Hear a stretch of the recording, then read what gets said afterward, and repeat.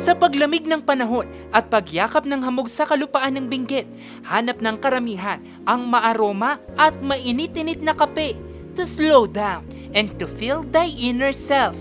Ang slow morning feels na ito, achieve ng bagong bukas na cafe sa SM City Baguio. Ang interior design kasi mala Victorian at highly influenced pa ng American architecture. We more focus on the homey feeling of the guests para at least they will enjoy. Parang nagkakape lang sila sa bahay nila. Pero hindi lang basta disenyo ang hatid nila. Pagpasok pa lang kasi sa cafe, bubungad ang aroma ng mga itinitimplang kape. Ang mga ito mula mismo sa local coffee growers sa Benguet at Mountain Province. We are really proud of it. Building a specialty coffee is hindi biro.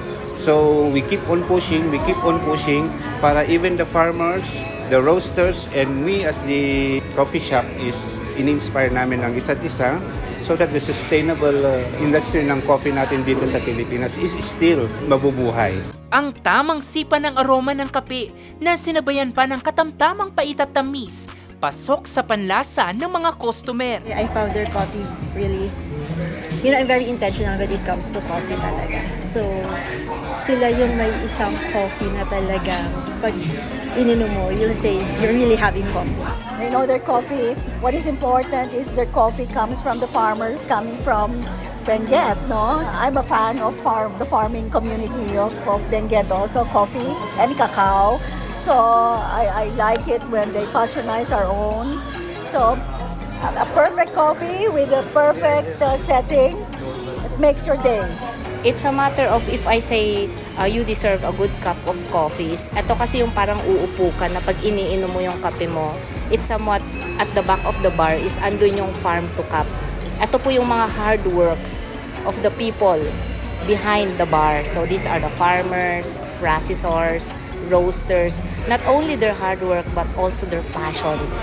So at least parang we always inform the guests na you deserve a good cup of coffee and thank you so much for supporting the local community kasi they deserve naman po talaga. Gaya raw ng proseso ng paggawa ng kape mula sa sakahan hanggang sa tasa, nagpapahiwatig raw na ang tamang timpla ng buhay hindi minamadali.